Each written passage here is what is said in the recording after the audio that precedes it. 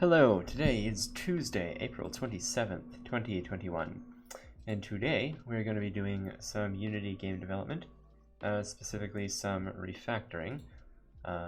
One moment, let me actually get everything turned on. Let me see, is the camera actually going to cooperate today? I think it is. I think it's cooperating, yes, okay. So what I have done, I have cloned over the Litum Dare game from its original repository to this one. That's weird. That shouldn't have. What happened there? Why did that happen? That was weird. Okay. Yeah, I cloned it over from its original repository to this one, or I guess I just created a new repository for it and cloned everything over. Basically, the point is this won't modify the original code; it'll just modify a copy. And so what we're going to do is we're going to make this a little bit better than it currently is. The first thing we need to do is we need to do some refactoring, though. There are a lot of horrible programming practices in this. It's because I developed it in 24 hours. Hey Volt, how's it going? Or sorry, 48 hours. But yeah, hey Volt. Yeah, we're going to be doing some refactoring, so it's going to be fun. It's not a thing that you see a lot of people do, so it's unique in that case. Anyway, a couple things immediately that I don't like. The first one being the UI specifically. It is not exactly reactive and it annoys me. So we have this set durability, set fuel, set money, etc. So the issue with this is that we end up with we have to call this every single time we modify the durability. We have to remember to do that, and I would prefer to not do that. So we're going to be using, to fix that, we're going to be using an observer. From what I have seen, there don't seem to be any default implementations of an observer in C#, which I don't understand at all, but I guess they're not there. I mean, the ones that I have seen are in, what's the actual library? It's like there's a Windows Forms library that has one, but it seems to be attached to that actual library as opposed to just being a generic thing. So anyway, what I'm going to do is I'm going to create let's just say common folder here. And what I'll do is this is going to be a default C# class. I'll select mono behavior because it's the closest thing to what we want. And I'll just call this observable. There is a default observable in C#, but it doesn't do what I want, so we're not going to use it. And we're just going to hope there's no issues with it. But anyway, because the thing that I want is I want this to do two things. The first thing is I want it to store data, and I want it to also allow us to push data. So what we'll do is we'll have a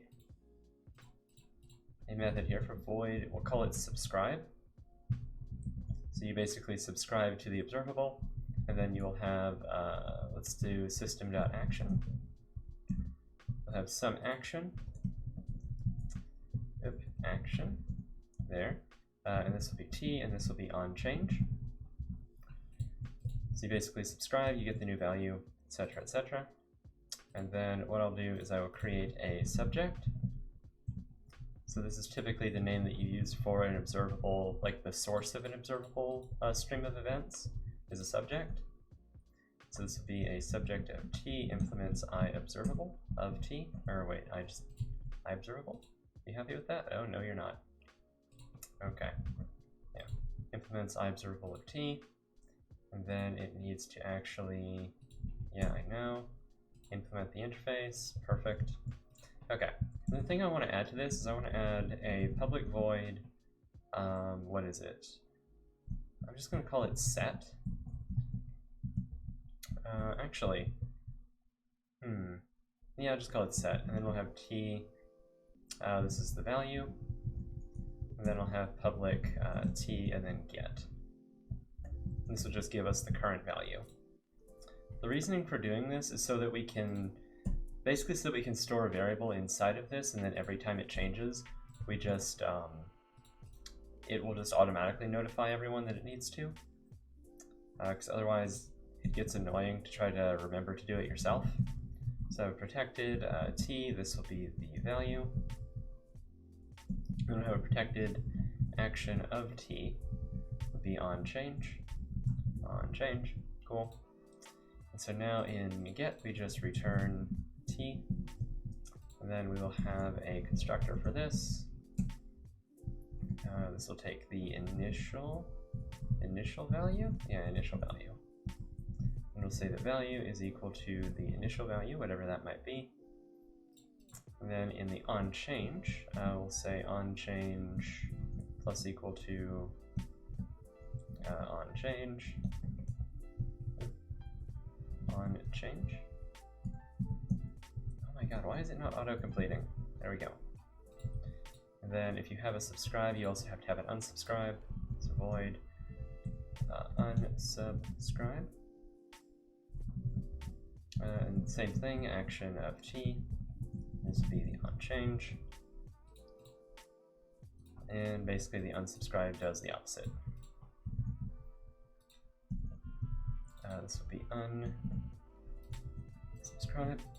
Okay. It's interesting that these don't need to be marked. Hang on, can I mark these with override? Is that valid? Yeah, okay, I prefer to do that then. Or no, you can't. Really? That's weird. Okay. The reason that that's weird to me is because in Java you need the, well, you don't need it, but you can add the override annotation to things that you get from an interface. So it's weird to me that you can't do that here.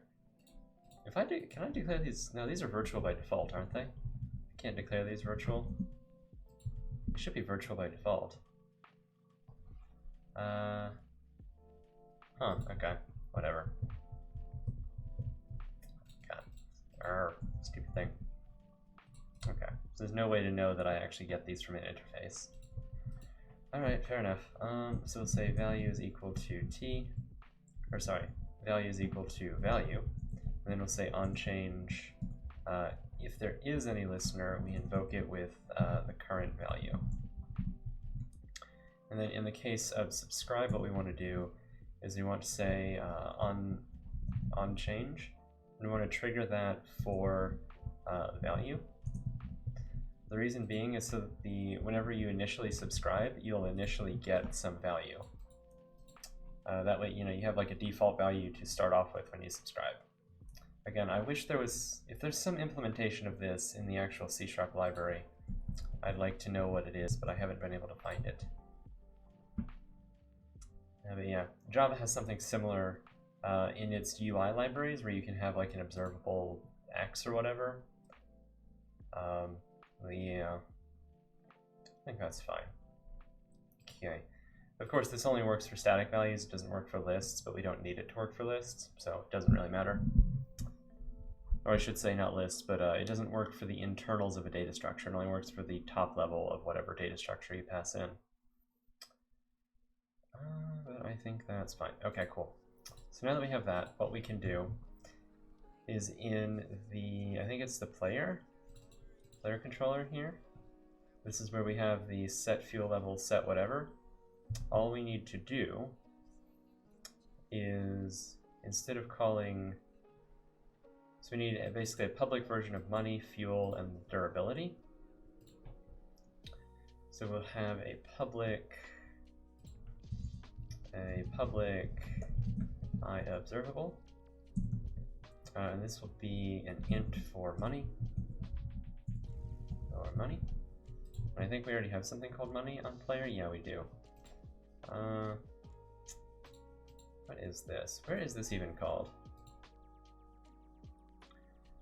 This is called, let's call this current. Sure. Need to get rid of that later. We'll have a public iObservable float. This will be the fuel level. And then a similar version for durability. Durability, yes, okay. So now, what we can do, oh, this is, why did that not rename? That's weird. Alright, fine. Set that to current. What is the point of all this? So the point is so that we can, rather than having to call, so basically we have two values here in the UI. So the thing with the UI is that anytime we want to update the UI, we have to say set money. And what we have to do is we have to remember that every time we modify this variable, current money, we need to actually set that in the UI. And we do the same thing with fuel level and durability. We have to remember to call this method every single time we modify it. And so what I want to do is I want to avoid that. I want to just do it in one go. And also it decouples. So basically we want to make it so that the player doesn't have to know about the UI to force it to update. And we also want to make it so that we don't have to remember to do two things at once. Because anytime you have a pattern where you say, you know, every time I do X, I also have to do Y, that's bound to break at some point. So in this case, instead of saying set money, all we're going to do is we're going to say money.set. Ooh, why does that not work? Oh, because it's a subject. Oh, because it's a subject. Oh, I'm sorry, because it's an observable. That's fine. Just change these to subjects. That's actually okay. So we'll say money dot. Why is set not a thing? It is. Okay, cool. So we'll say set. And what we'll do is we will set that to whatever this is. So now it should do that part automatically, and then we would say, what is it? The current fuel? Fuel level dot set, and then we can get rid of this. We do need to read this from the game manager still, but that's fine. And then we can fix that at some point. And we can do the same thing here for durability. Let's say durability.set that to that. And so now we've removed all the references to the UI here. And I think I still need to do a couple more things. I need to find it in here. So this will be, so say current money.set, or sorry, money.set to the money.get plus amount here. We can remove those and add fuel. We need to call fuel level dot set to this. Of course, we still have a little bit of an issue here where anytime we update the fuel level, we still need to remember to call to actually set the fuel, but we can fix that later. It's a different problem. And this will be equal to current money. Actually, no, it'll be equal to money.get. Yes. Okay. And are there any references left to you? Find out references? No references. Cool. So now this is completely superfluous. We can get rid of it. Awesome. And now I think there's also only one reference to the UI. Oh, set fuel level. So we need to say fuel level.set to be the current fuel over the max fuel. Okay. I think that's the only reference left to the UI, right? Nothing else? Oh no, there is still more. Okay. So in here we say durability.set because we're modifying the drill durability. So let's do that here. We can say durability.set to be the drill durability. Okay. Oh, sorry, over the max durability. Okay. There don't seem to be any guards on this, so it looks like that can go negative, I think. And so there's UI, set drill durability, so we'll just say durability.set in here. Cool, and I think that's all the references to the UI gone. Cool. So now the player doesn't need to know anything about the UI. Now all we have to do is in here create a new subject of that with an initial value of 0. Sure, yeah. Okay, so the fuel level here is 0, and then the fuel level here is 0. I have done this wrong because you usually shouldn't have to, oh whoops, that's wrong. You usually shouldn't have to actually expose the subject directly, it should just be the observable. But yeah, I think I know how to fix that. I just need to actually do it. So now in the UI, what we need to do is in start, we need to actually find the player. So we say find object of type player component. Let's store, actually we don't need a reference to the player. Say var player equals that.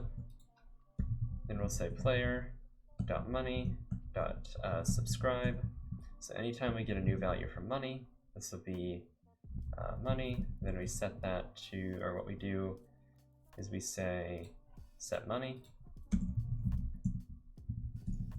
Actually, we can just subscribe to set money here. Right? Yeah. Okay. Now we can say player.durability. Yeah, durability. Durability.subscribe to oh god, what is it? It's set durability, right? Yes. Okay, cool. Then we can say player.fuel level.subscribe to set fuel level. Okay. So now that should work. We go into here. Where do we create those subjects? Oh, we create them at, whenever it gets instantiated. So yeah, all of that should have decoupled everything. Oh, whoops, something broke. What broke? You getting that? Okay, that's the problem.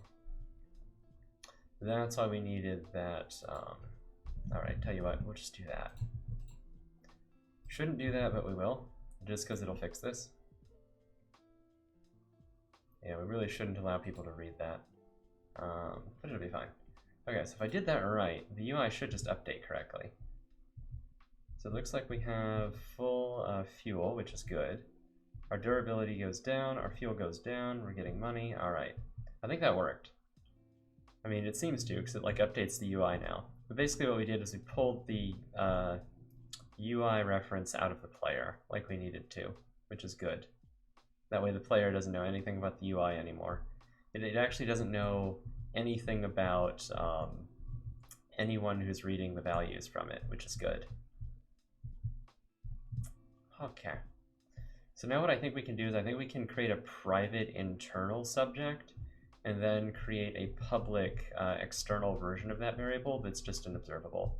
That way people can only observe it and maybe even get the current value. I don't actually know if that's a good idea, because that's not really part of the contract of the observable. But yeah, as you can see, we just managed to pull all of the UI stuff out of the player pretty seamlessly. Okay, so now what we're going to do is we're going to actually create internal versions of these. We'll have it protected. This will be a subject. This will be an integer, and this will be money. And so what we'll do is we'll turn this into the subject. Say equals new subject, and then what we'll do is we'll have this be an iObservable, and this will just be a thing to return money itself. That's probably not. Actually, yeah, that's fine. That's perfectly fine for us to do that, because you won't be able to modify anything. If you basically like external code only sees this as an observable now. So we can actually change the contract on all of these. And we basically just create a copy down here, and we actually put the subject down here. So this will be, gives us fuel level, and then this will be, gives us a durability. Yeah, no, not drill durability, yes. Then we'll move this down to here. So these are floats, and then we will say fuel level, and we will say durability. Durability. Yeah, okay, there we go. And so we'll create these as subjects, and we'll say that these are protected. Cool. Now there's issues here, but that's fine. We can just say money, and we can change these all to their lowercase versions. Okay, all of this is good. Say fuel level, say money, and then we say fuel level. Okay. And then we say durability and money. I think there's one more issue, but otherwise it's fine. So say durability. All right. I think that worked. There's only one issue, right? Yeah, one issue exactly. It's because now money is it's not a subject, it's an observable. So we can only observe its values. We can't actually get the value there. So we can do one of two things. I think what we want to do is we want to say, can buy, basically. We want to basically create a thing for the player to determine whether or not it has enough money to actually buy something. So what we'll say is we'll have just an expression defined member. So have a public bool can buy, given some int cost, and so all this will do is this will just return money.get greater than the cost. And so what we'll do is in here we'll just say if player.canBuy player.canBuy given a cost. Why doesn't that? Oh, underscore cost. There we go. Hey, Omar.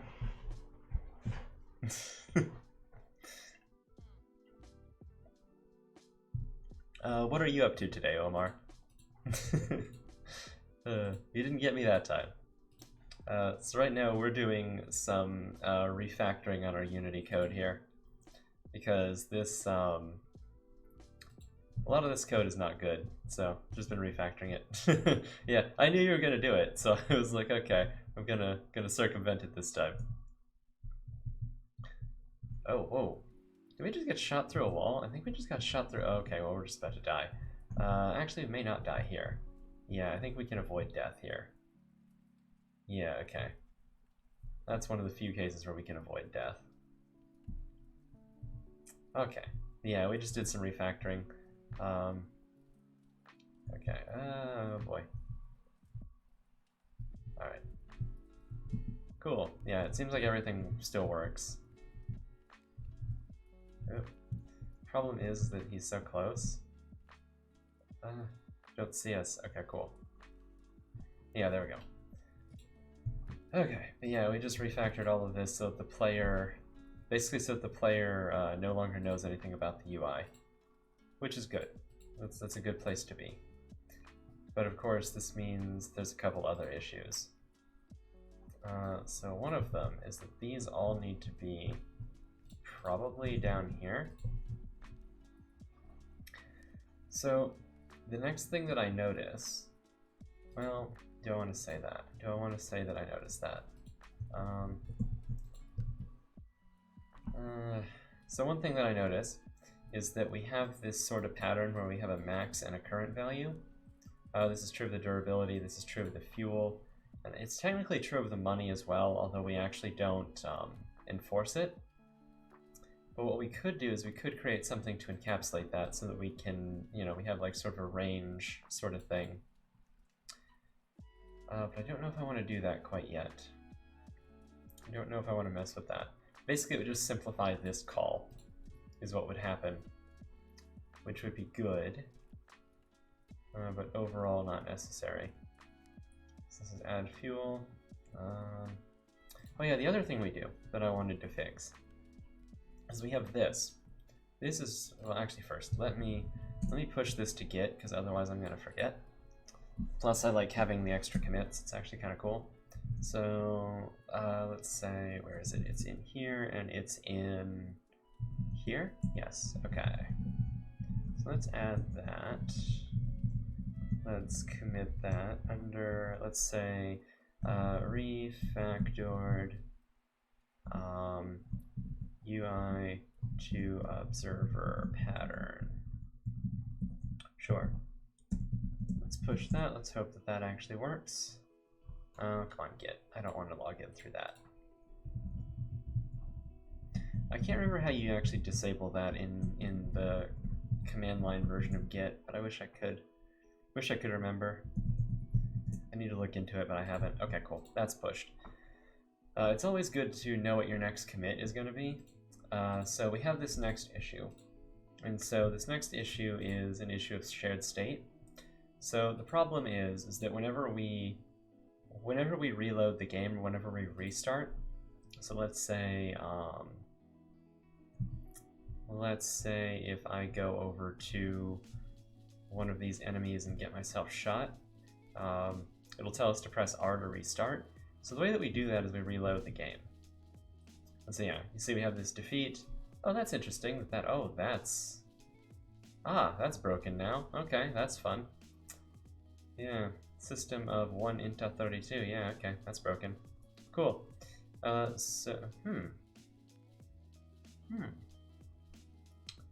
So this is I'm trying to think about how I feel about this. So now there's an argument to be made that allowing implicit conversions to string is a bad thing because of this sort of issue, because the compiler doesn't catch this as a problem, although technically it is. That's very interesting. Yeah, I guess this is a reason to not like implicit conversion to string. Anyway, so let's press R to restart. The way that we do that is we just reload the level. And so the problem that occurs is that if we do the same thing whenever we win, like whenever we, where is it? It's at the exit component. Yeah, when we reach the exit, if the player presses Q, what we end up doing is we say exit level and then we say store results. So what that store results does is it will write all of this data to the game manager. And what that ends up doing, what the game manager ends up doing is it ends up storing all of that. And then it ends up, whenever the player loads, I think it loads it all back. Because what happens is that whenever the scene reloads, the player gets destroyed. So yeah, it reads it all back from the game manager, which we kind of don't want. And the reason for that is because this is an issue of shared state.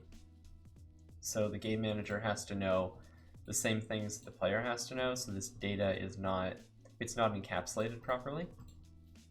Everything else sort of is.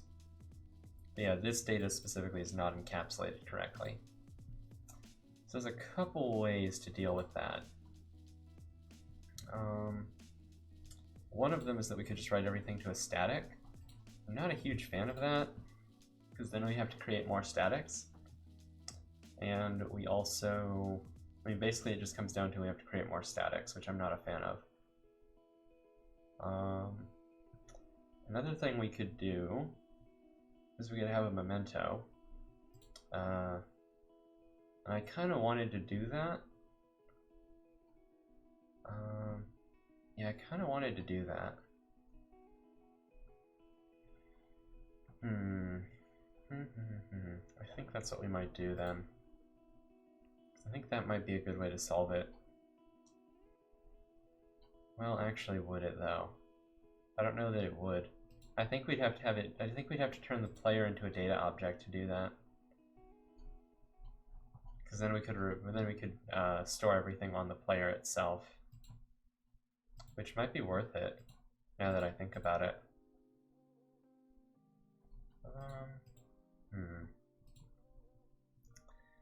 So okay, yeah, let's create a player. Let's move everything in the player to a player data object, and then that way what we can do is we can have a Scriptable object won't solve it either. Hey W, so scriptable object. That's a question. That's an interesting question. Can you just got here unsure what exactly you're trying to accomplish? So I'm trying to do some refactoring stuff. Oh yeah, okay. Maybe you can answer this question. So actually, I have a question first. So this observable thing. This is something that I created. I know that there's an iObservable in C# itself, but is there any observer that will store its current value and also allow you to subscribe to it? So in this case, what I do is I actually created this subject as well. And so the subject just basically stores the current value, and then it stores an onChange. And so the idea is that you store the subjects internally, and then you expose the observers externally. So my question is there any default implementation of iObservable that will let me store the current value as well? Because from what I've seen about the observer stuff in C# is it looks like you have to store it as a variable, and then you have to, every time you change it, publish it to some group of observers through like an action or something. And to me, that's kind of lame. I'd rather just store it. I'd rather just have the observer store the current value and also publish whenever it changes. But I don't know if there's anything like that in C#. And so I just kind of created one really quick. But that's like my first question. The second one is just trying to deal with shared state. Yeah, that's my main question, is I don't know if C# actually has any default implementation like that. I don't think it does. Okay, cool. Because like what I was copying was the, I think it's JavaFX observable int, I want to say. Observable integer javadoc. Javadoc? Yeah. So javadoc has this, or JavaFX has this really stupid implementation of this. It's like an observable integer value. So the idea is that this is an observer pattern, but the cool thing is that you can read from it. Like that's the really cool part of it. Because I don't think in a traditional observer, I don't think you can read from it. But yeah, that's what I've been wanting, and it apparently doesn't have it. Anyway, second thing I'm trying to think of is how to deal with shared state. So whenever the player loses, and we want to like respawn them, I just have it reload the level. So for instance, if we go and get shot, where is it? Come on. This little friend can help me. Come here, little friend. Come here, little friend. Yeah, so if we get shot, whenever we press R, it just reloads the whole thing. And so the way that I end up dealing with the issue is that I just write that to the game manager really quickly. Where is it? In the player, I think it's on destroy. Or no, it's in store results. We write everything to the game manager, and then whenever we reload the scene, the player hits the start method again, and then we just reload that, or we just reload everything. So what I was thinking of doing is I was thinking of creating like a data object for the player, like a non-mono behavior, and then creating like a memento for that. And the way that I was going to do that is just store it to JSON, because I think that'll let you restore it pretty easily. But yeah, that's what I'm looking into. As far as a scriptable object, I don't know if scriptable objects... So the problem with scriptable objects is I don't think they store... I don't think there's any way to write them to the disk. So that's why I wanted to use something closer to a memento, because then you can actually write that to the disk. Assuming it's... Well, I mean, it has to be serializable. Well, no, I guess it doesn't. Assuming it's serializable, then you have to write it... Then you can write it to the disk. Which is kind of what I want to do. And basically that'll just make it so that saving the game is easier later. Like whenever we do save game data, if we get to that point, I don't know. Yeah. So what I think I'm going to do... So, yeah, I think that's... I think scriptable objects are serializable. Oh, they are? Oh, that'd be so cool. Unity... Scriptable Scriptable object serialize. Can you serialize these? Is this a thing? That'd be amazing. You do this with the JSON. No, we're not using the JSON utility, but we might be able to. Oh god. Okay, fair enough.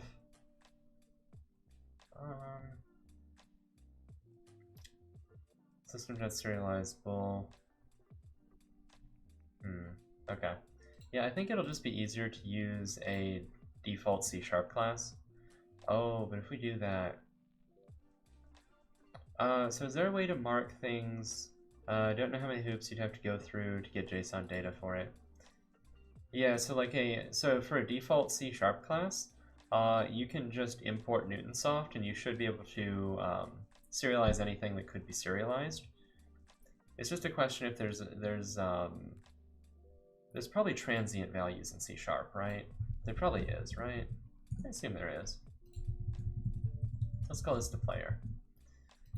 And let's do that and get rid of you. So let's say player. What we need to store, are there transient values in C#? There must be, right? Transient? What is the transient keyword? Is that a thing? There's no transient. Wait, what? There's no transient? Is there nothing? Script ignore. What? Oh, but that's WebScript.serialize. Oh, that sucks. Okay, so fine. Newtonsoft ignore member. JSON ignore attribute for Newtonsoft? Oh, JSON ignore, okay. Right? To exclude the property from serialization. Okay. Why do you want to serialize to JSON? So that it's easier to save. Well, actually, wait a minute. You're right, I don't need to do that. Wait a minute. Do I need to do that? I guess I don't need to do that. Well, I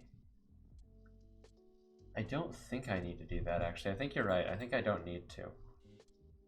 So there's a bunch of things that need to be stored. Okay. Yeah, I think you're right. I think we don't actually need to... I think we actually don't need to serialize this. I don't know why I was thinking that we did. Yeah, I think you're right. I don't think we do. So what I want to do is basically I want to move all of these into the player. So we'd have this, and then we just move all of you into here. Is that right? No, that's not right. Oh, but that causes other problems. That causes other problems. That causes other problems.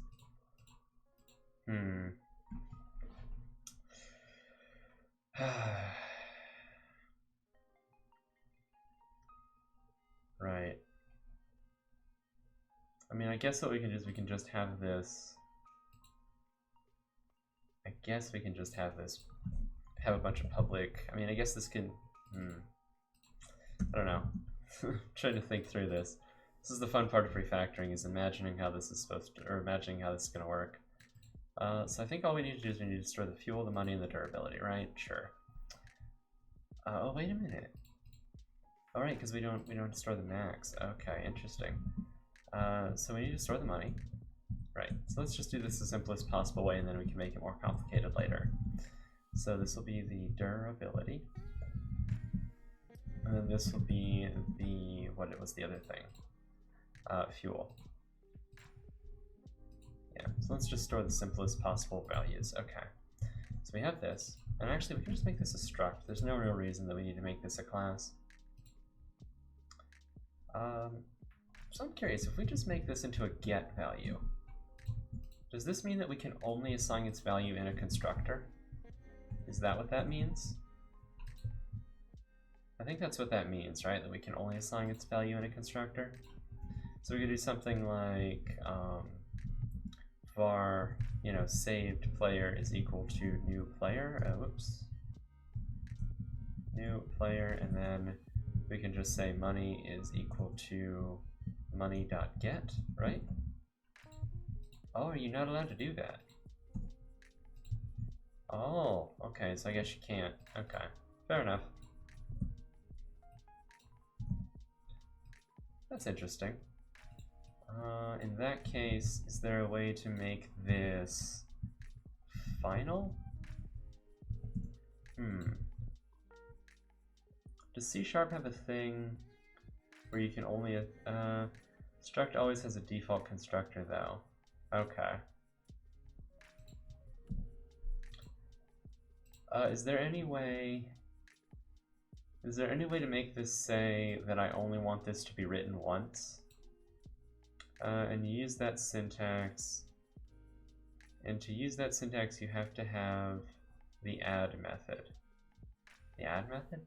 You mean like the set? Ignore my last message. Okay. Okay. Since durability and fuel. Okay. I mean, I guess it doesn't super matter, but whoops, what am I doing? No, it's drill durability. I mean, it doesn't. The problem is that I'm not super used to like how structs work, so I'm sort of figuring like I still need to mess with them. Oh, current fuel, not fuel level. Fuel. Okay. And I guess we can write this to a static. I mean, it's not great, but it'll work for now. Probably need to reorganize this stuff at some point. So we can put all the publics up here. Those are the inspector things. I guess a protected static player. I guess so. Player saved player. Sure. Oops. Saved player. No wait. Actually, I think it does need to be like that. And so, okay. Here's my question. Since structs can't be null, what will the value of this be? If I never write to it, what will the value of this be? Will it be a struct with just default properties? Is that what it'll be, or will it be something else?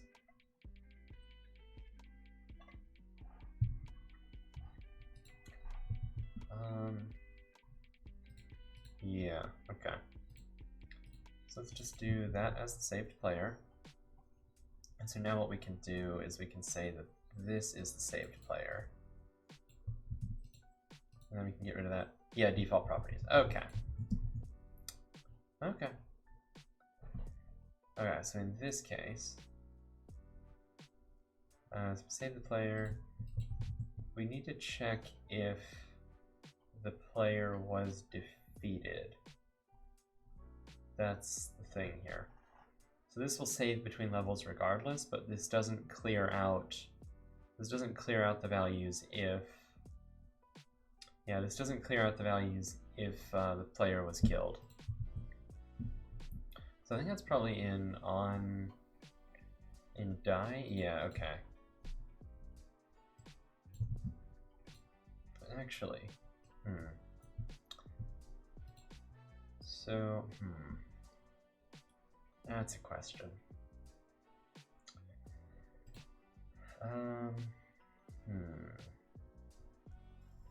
So in die, how do we make sure we only save once is sort of the question. So I guess we could set the saved version to the version with all the defaults in die. I think that's fine. And we can just say in here, so the money is equal to 0, the durability is, I think the default durability is 1,000. and the default fuel is 100, I think that's right. So in this case, we set all of that, and then what we want to do is we have a public void store results. So in Game Manager, rather than storing any of this, we don't need to set any of that up. So we can reset all of that. And in exit level, we just say player controller component. Oops, sorry. We say find object of type player controller component, and then we just say store results. Yeah, okay. So I believe that works. So let's check that out. So the goal of that was, whoa, something's broken. Right, so this doesn't exist anymore. This will be the saved player.money.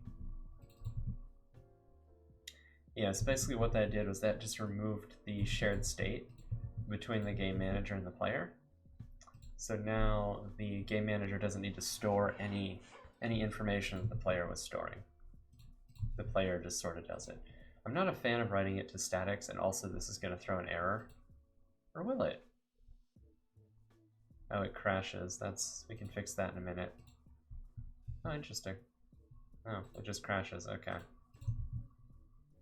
I think it does that because the saved player doesn't have any actual default value. New player. Yeah, the default value just needs to be something. Is it going to let me do this? I think it will, right? So the money needs to be 0. The durability needs to be 1,000. And the, what is it? Durability and then fuel needs to be 100, I think. Okay. Now we shouldn't run out of fuel immediately.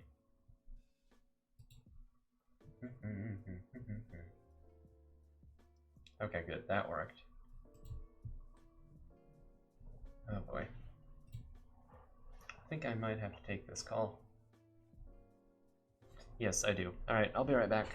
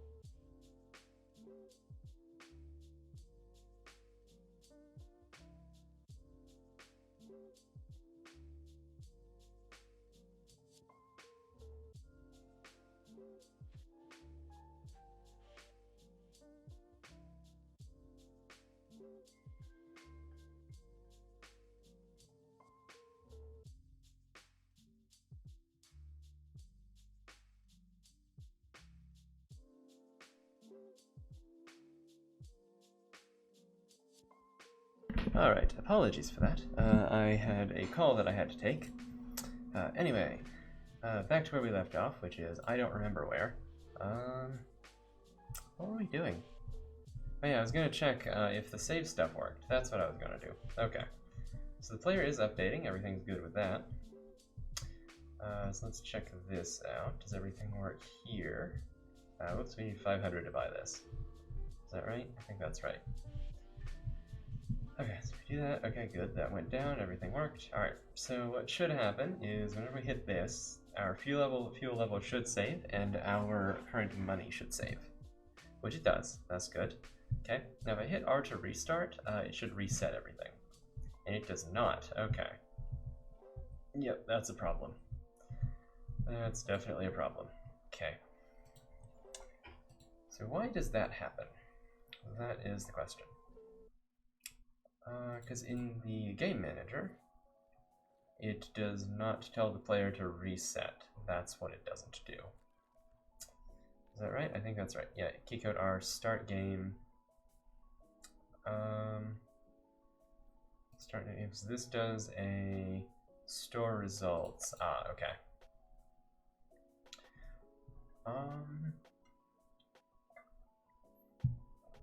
Let's say public void store defaults. Defaults. How about that? Okay. So we'll do this, then we'll put this in here, equals that. And what we'll do is not in exit level, but in start game. Yeah, in start game, we'll say store defaults. Yes. Okay, so that should work. It's a bit of a hacky solution, but it's better than what it previously was, I believe. At least in my opinion. Okay, so that's fine. Yeah. Alright, so click start, awesome. So everything gets stored, that's great, we have no errors, and then yeah, we get fuel, that's good. And then yeah, let's drill out some of these. Okay, and then apply that, great.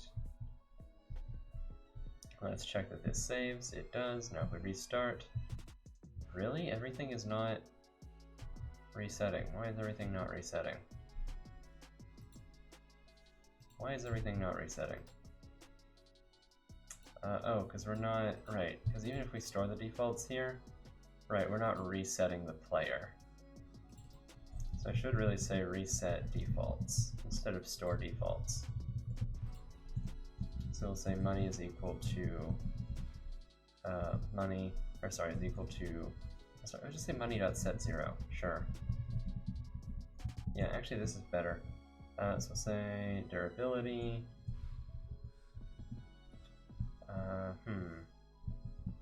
Yeah, I guess we'll say drill durability. Drill durability is equal to 100. Or no, it's 1,000 for that. And then the current fuel is equal to 100. Yeah, that way then it'll get written. There we go. Yeah, then it'll get written into that. Yeah, okay, that'll work. And in this case, we can reset defaults and store results, but only if it's loaded the first time. Okay, never mind. Not gonna worry about it. Still needs some work, but probably will work this time. Okay, so we do this. So let's use a little bit of fuel, let's get a little bit of money, and then we'll just reset the level, and that should save everything. Or sorry, should not save everything. So if we reset, yeah, okay. That unsaves everything. All right. So let's find the exit and see what we can do with that. Okay. So open this. There we go here. Right. So now, since we're exiting, this should save everything, which it does. Okay, great. There we go. So managed to get the shared state out of those two. This isn't the best solution. There's definitely better solutions than this, but for now it will work. Okay. So the next thing I want to do, aside from that, is I want to convert this other stuff into a special kind of observer. Like kind of a double observer. But actually first, let me push this to Git really quickly. So we'll say go into here, go into here. Oh, what? Go into there? Yes. Let's add that. And let's push that. Whoops, nope. Let's commit that. Say reduced shared state. Cool. Then we'll say git push. Okay, let's get rid of that. That's the password. Nope. Nope. Alright. Push this and stop that. Type in username. Then the password. Okay, and everything was pushed successfully. Great. Alright. Okay, so the next thing that I'm going to do is I'm going to have some kind of range. I guess we're going to call it like a range observer. Yeah. Some kind of range observer. And this will be an interface. Well, actually, no, that's not going to work. Actually, because the thing is that I want. Actually, let's do like a compound or a range subject or something like that. Yeah.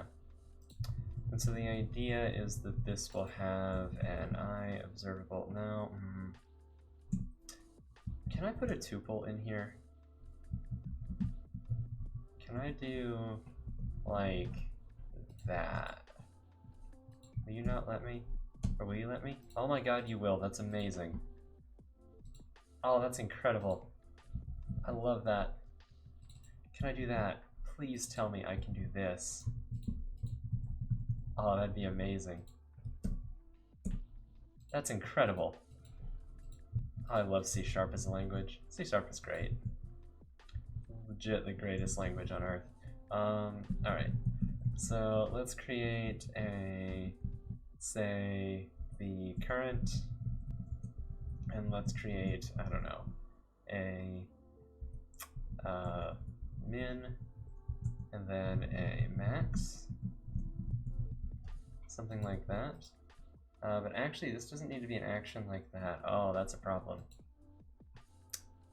Because I don't know that I want to pass a tuple literally every single time. Well, or do I?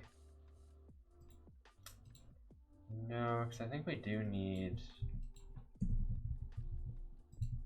Well, no, really we only need the current and the max, because we don't need to track them in. I mean, we do need to track them in, but we don't need to push it in an update. Because usually you don't really care about the minimum.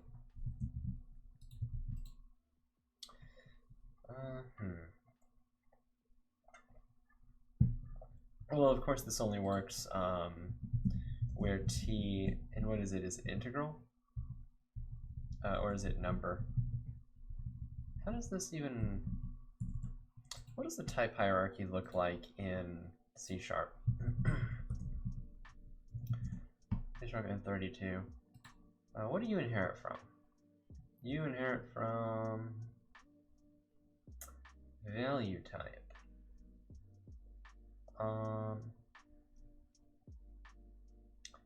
How do you check if something's an integral value?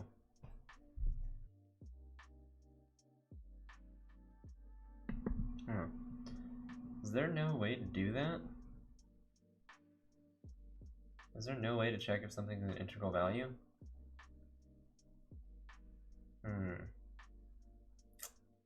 That would be interesting.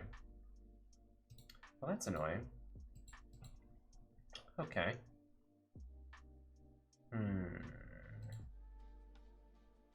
That's kind of annoying. Alright, fine. We'll say that this is the minimum.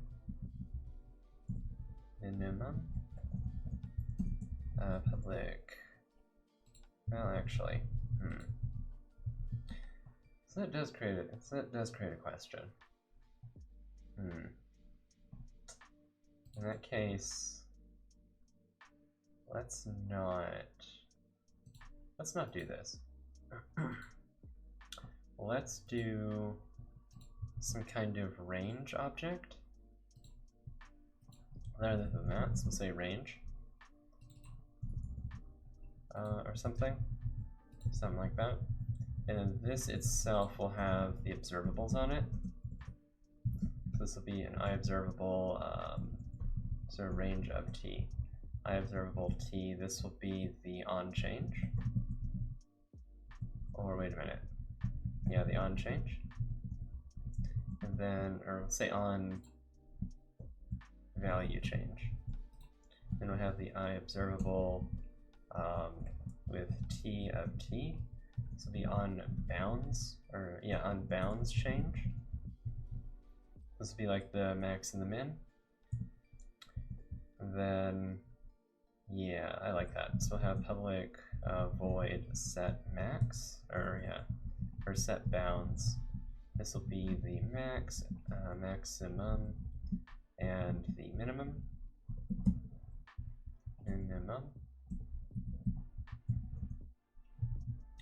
And then what we'll have is we'll have a protected, a protected t. This will be the maximum, and then a protected t minimum, yes. And then we have a protected t, which is the value, right? Then we'll say public void set, and this will be the value. All right, should be fine. And then we'll have a subject of t, which is the value, which is the value. Or actually, no, we don't need these. What am I doing? Yeah, this will be the value. And then we'll have a protected subject of these two, which is the bounds. Yeah, all right. Actually, I think we can just do that. Yeah, let's just do set bounds just to be more explicit. That's probably fine. And so this will give us the value. Yeah, that'll give us the value, and then this will give us the bounds. Yeah. I guess we can just call this the value. And then we can call this the bounds. All right. And then we'll have a public range, which will have a initial value. We'll have a maximum and a minimum. Maximum and a minimum. Right. And so we'll say that the bounds is equal to, actually we'll just have you be a new subject of default. Is that acceptable that way? That is acceptable that way. Ooh, I like that. And the same is true. Can you do default inside of tuples? Oh, you may not be able to. Or is it? Does that expression work? Does deconstruction work on this? So no, deconstruction will not work there. Okay, fair enough. Just had to check. So we'll say that the value dot set to the initial value, and then we'll say bounds dot set to minimum, maximum. And these need to be reversed because it needs to go from lowest to highest. Okay. So I think all of that should be fine. And then in set, we just say value.set to the value, and then in bounds, we say bounds.set to be minimum, maximum. Okay. Oops, it needs to be this way. So now the question is, if there's no way to actually do the comparison here. Or actually, no, there is. Because what we'll say is that we'll say if if value less than bounds.left, or wait, bounds.get.left, or oh, it's item 1. Can I give these can I give these names? Min and max, I assume, right? I assume that's valid, right?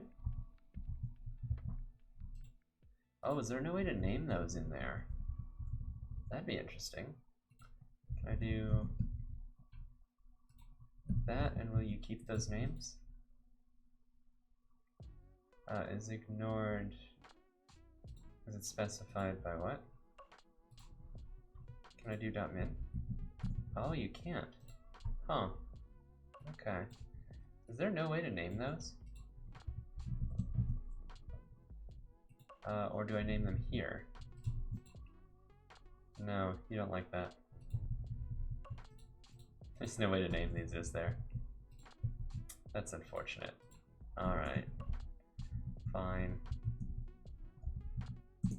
Actually, wait, did that compile for a second there? .min? No. Okay. You won't let me do that. Because it's a different name or not specified on target type.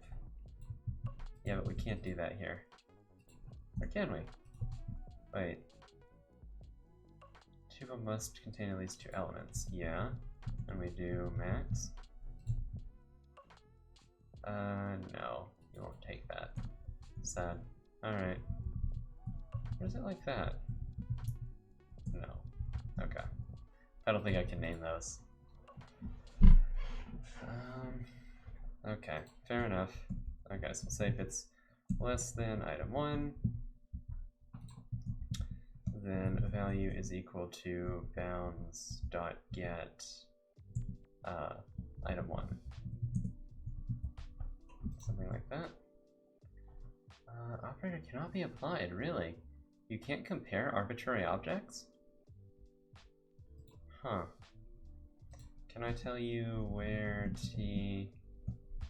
I comparable? Or comparable? I need system for this, don't I?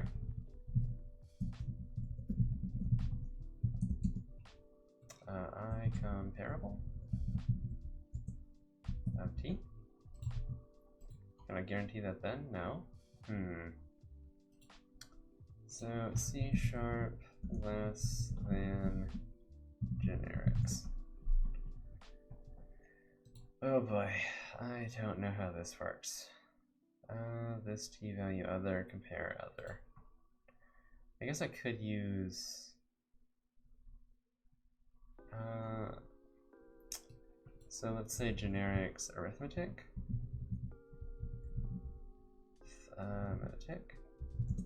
Arithmetic. Implementing arithmetic in generics.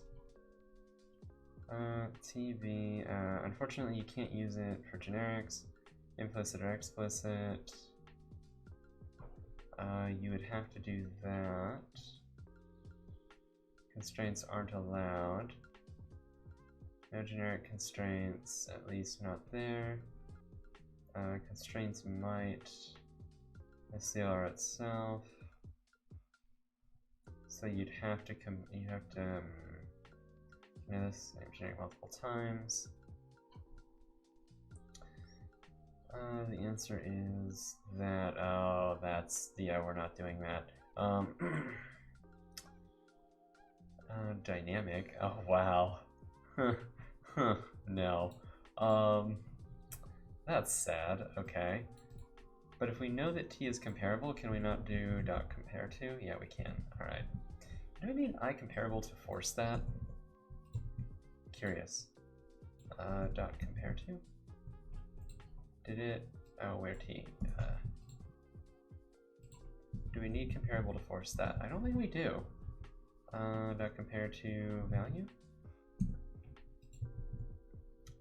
If that is less than 0?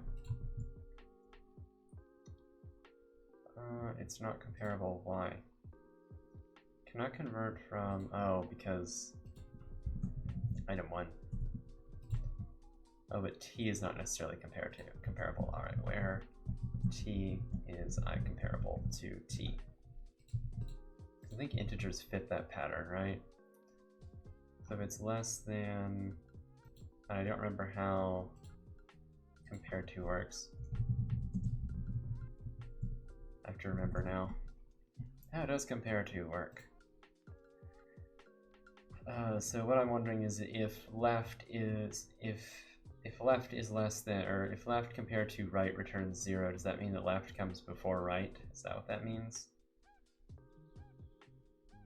I think that's what that means. Come on. Indicates whether it precedes, follows, or appears in the same position. So less than 0, it precedes. Okay. So if this precedes, if this comes before this in ascending order, then that must mean that this is less than that, and would say less than 0. Because if this is less than 0, that would mean that this value comes before that one in ascending order. And therefore, this must be less than, so let's say var min is equal to this nonsense. So compare to min, and then the max is equal to bounds.get item 2. So if this is greater than 0 max, then it's equal to the actual max. So in this case it's equal to the min, in this case it's equal to the max. Okay, that should be fine, and then we actually set the value to whatever it's equal to. Okay, so that should keep it in bounds, and then we just have some public t current is equal to value.get, or sorry, is equal to value.get. Then we'll have public t max, maximum is equal to bounds.get.item 2, and then the minimum. Minimum is bounds.get item 1. Okay. We'll put those like that. All right. So I think this will work. So we have the set, that way we can't, it does the range checking for us, we can't go out of bounds. And if we need to set the bounds, we can. The only thing that other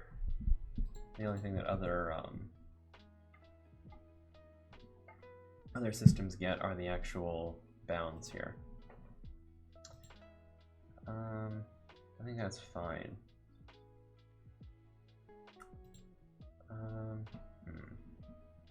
Really, there needs to be like an I range or something here.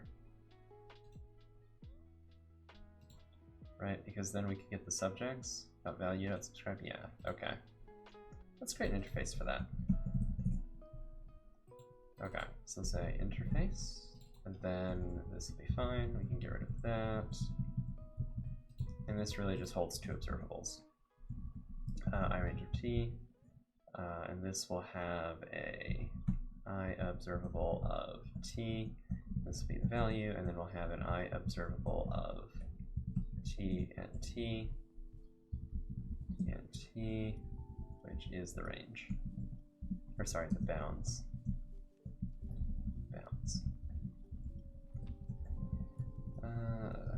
Come on. That, and then that. Okay, cool. And then now this is something that extends I range of t. Now by chance, do these count? Really, those don't count? That's so annoying. Is there no way to do a property on an interface? Can we just do, like, this just requires a getter? How about that? Are you happy with that? Does this not require that? That requires a getter. Okay. Let's see how that works out. And then you, okay, yeah, now you two count, right? So if I do this, you don't count anymore? Yeah, okay, there we go. Now that counts. Okay, that's what I wanted. So now, what we can do is in here, instead of storing all of this nonsense for the drill durability, all we have to do,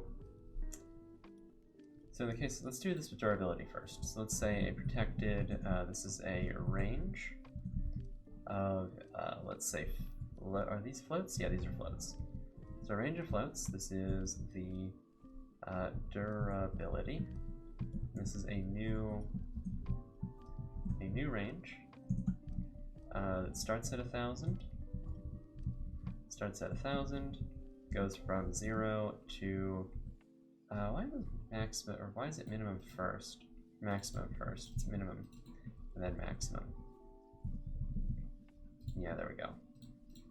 Starts at 1,000, goes from 0 to 1,000. Right? Does this share a name? Is that what it is? Already contains a definition. Okay. We'll just do that for now. So durability, where is that actually? Where was the other one? That's fine. Okay, so we can get rid of the durability max and the durability current. Where is actually...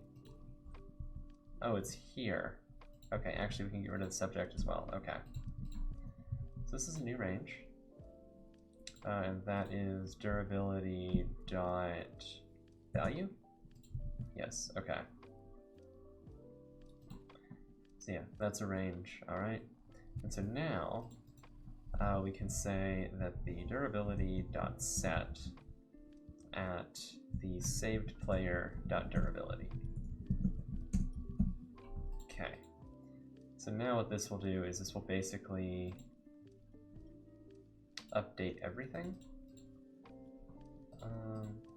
Yeah, this will update everything. Okay.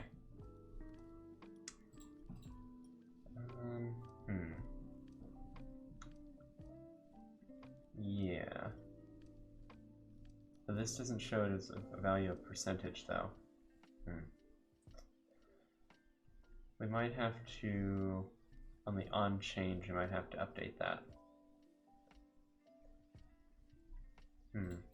Yeah, I don't know. We'll have to do some stuff. But yeah, okay. So this is the range. That's fine.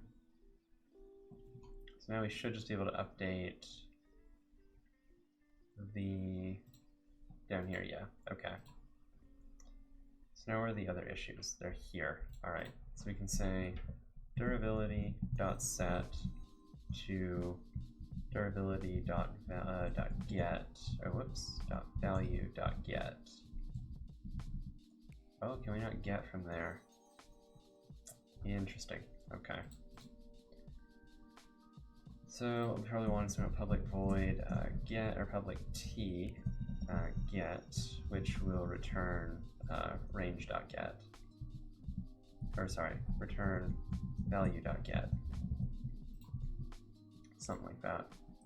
Yeah, so we say durability.get -1, and then that automatically gets updated there, and so we say durability.get or durability.get, as long as it's greater than 0, okay. So set at -1, and then here we say durability.set to durability.get, or sorry, probably be get bounds, right? Let's make this, and then we have a public t of t, or actually no, just the maximum. That's all we need. Oh wait, did we just say value, or did we say current? It's current what we wanted. Ah, so we don't even need to call get, we just need to call current. That's what it was. Okay.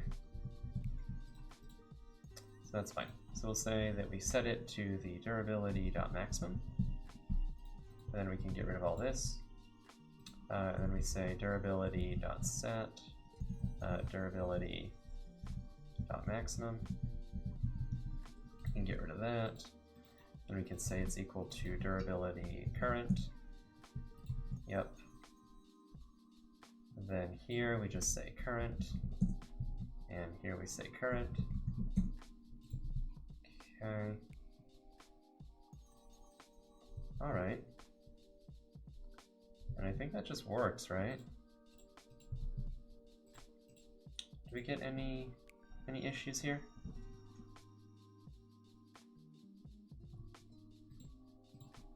I think we're fine. Let's check if this actually works. Let's restart. Okay, well, that's broken. Fun. Okay. But the reasoning is because we don't have the output format controlled. Because right now we just, if we do like a literal sort of output, which is actually fine, or sorry, it's not fine, we need to actually fix it. Let's create a public observable, we'll say scaled value, t. This will be the scaled value. So it is something. Basically the idea is that we're not going to have a literal value, we're going to have a scaled version. Scaled value. And this will be the scaled value. Okay. And we'll probably pass in some kind of function. Well, actually, there's a couple ways we could do this. Let's actually not do this. Let's not do that. Let's do this scaling in the UI, actually, because that's where it needs to happen. So yeah, all of this is fine. It's just the UI that needs to scale it.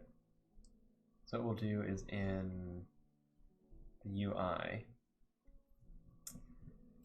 let's create a protected protected tuple of t and t, or not t and t, but float and float, and we'll say durability range, and so that will be say player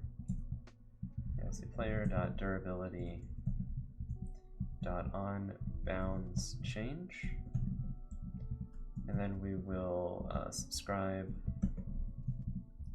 This isn't appearing because I haven't changed the signature here, but it's fine. So we'll say min and max, then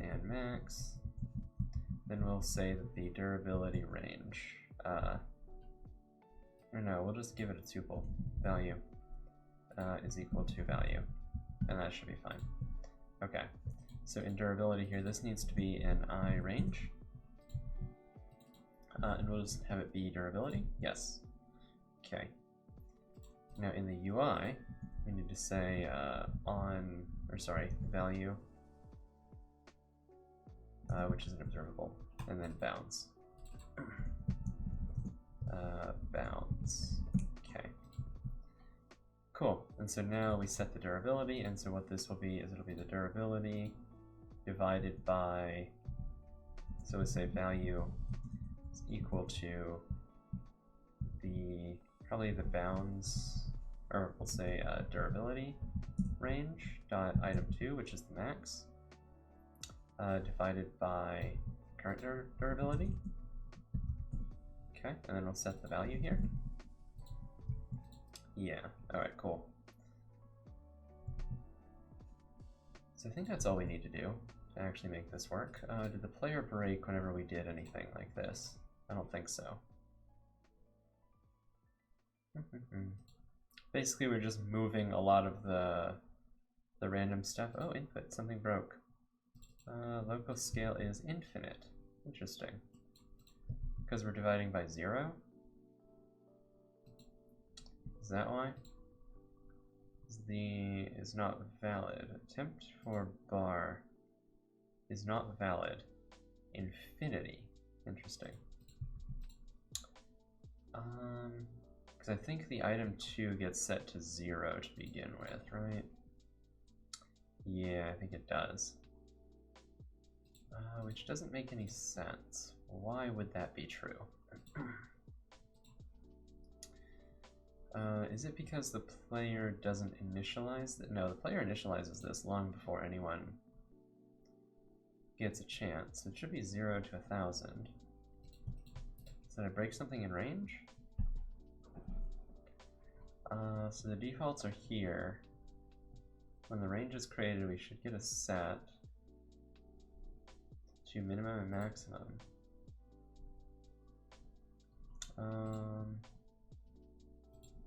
But the subscribe should give it the default value.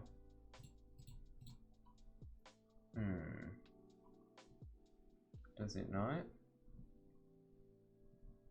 Because we have a set here. This should update the value.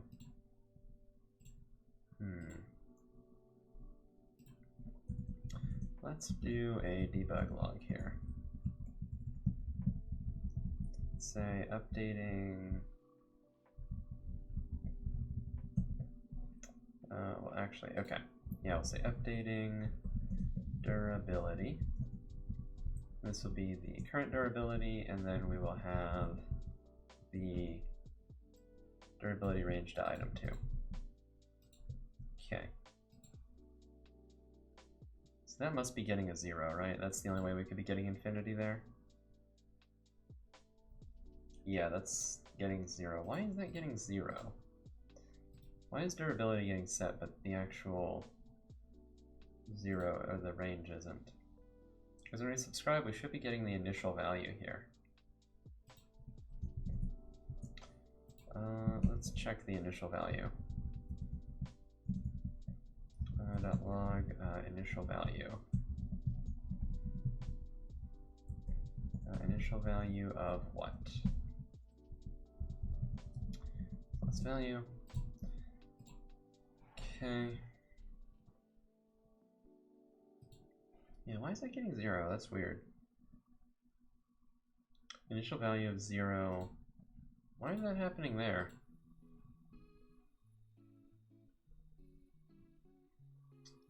So this is triggering first. That shouldn't trigger for, oh, yes it should. Okay, whoops. So these have to be done in that order, that's why. Because you have to set the bounds first. That makes sense. Okay. And now this should scale properly. Okay, we have that. Yeah, now it's scaling properly. Okay. It's not actually updating though. That's the unfortunate part. But it is getting the idea that it updated, so that's good. So what am I doing wrong in player then? Value.set. That should be working. Value.setting to value, unless these are wrong. Let me just... wait, no. I think these are right, though.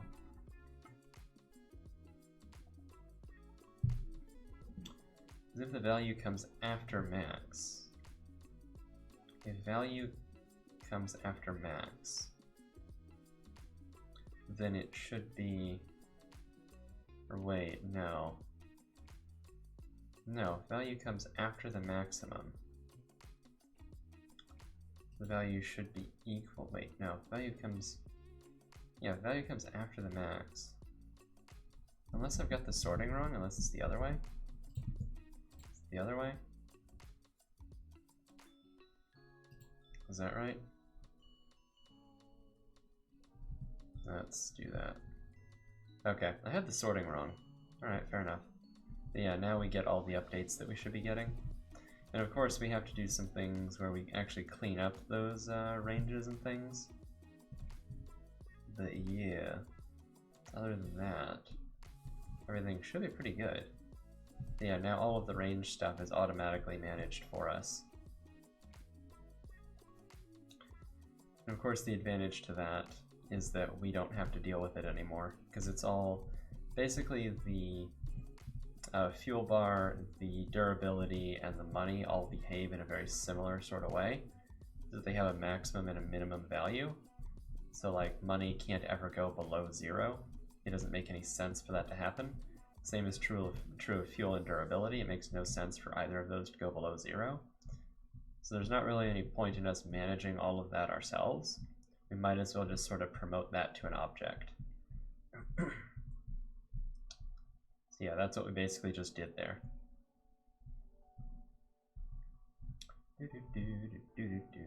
Alright. Yeah, I just want to go to another level. Oh, whoops, I did that wrong. I should have hit Q, I shouldn't have hit R. But it's good that the ranges reset and things like that. It looks like all of the subscribe stuff works still. I think we're getting memory leaks though, because I think that it's not cleaning up all of those subscribers. And we need to actually fix that. I don't actually know why we're not getting errors from this. I would have imagined we would. But yeah, I need to make a note to myself to clean up all the subscribers, because otherwise I'm gonna forget to do that. We go Q, yeah, okay. We get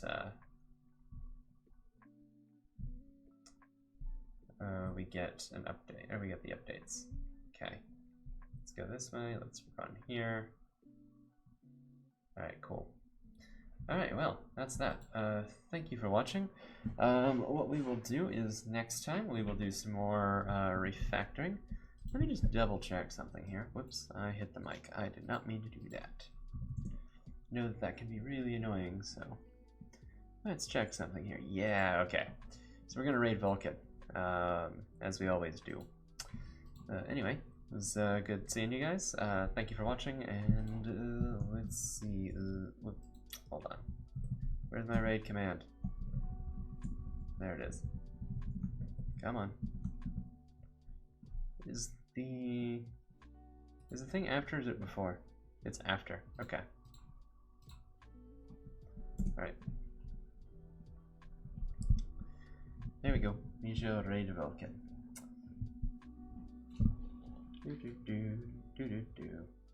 Cool.